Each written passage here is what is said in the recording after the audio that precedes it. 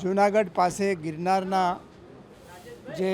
દાતાર જવાના 50મા પગથિયા ઉપર એક સિંહે હુમલો કર્યો અને એમાં દુર્ભાગ્યપૂર્ણ રીતે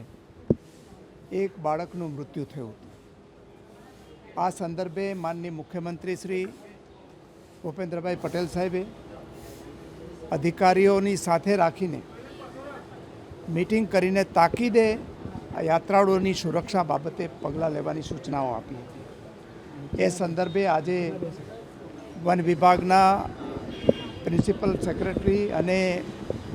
હેડ ઓફ ધી ફોરેસ્ટ ફોર્સ સહિતના ફિલ્ડના અધિકારીઓ અને મારા સાથી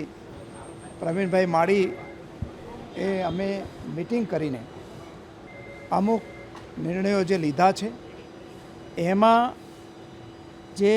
આ દાતારના આખી સીડી વિસ્તાર છે એમાં 25 જેટલા નવા ટ્રેકરોની નિમણૂક કરીને સુરક્ષા વધારવાનું અને જે સંવેદનશીલ વિસ્તાર છે ત્યાં એક કાયમી ચેકપોસ્ટનું નિર્માણ કરવાનું અને આ યાત્રાળુઓ છે એ યાત્રાળુઓની અવરજવર બાબતે અને એની સંખ્યા બાબતે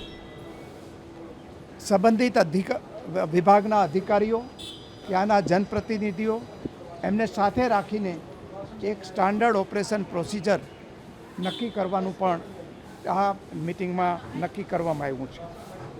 એ ઉપરાંત આ પજવણીના બનાવો ન બને, મ્યુઝિક કે રાડારાડી ન થાય એ માટે આ દાતારની જે સીડીવાળો વિસ્તાર છે એને કાયમી સાયલન્સ ઝોન તરીકે ડિક્લેર કરવામાં આવશે અને આ જે સતત એના જે વન્ય પ્રાણીઓ પર નજર રાખવા માટે એક ડ્રોનની પણ વ્યવસ્થા કરીને એનું મોનિટરિંગ કરવામાં આવશે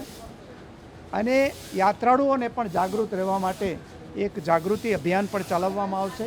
અને કાયમી જે પ્રકારની સૂચનાઓ છે એ સૂચનાઓ પણ એને નીચેથી મળી જાય એ બાબતે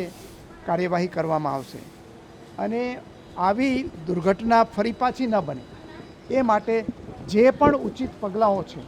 એ લેવા માટે ફિલ્ડના અધિકારીઓને સૂચના આપવામાં આવી છે.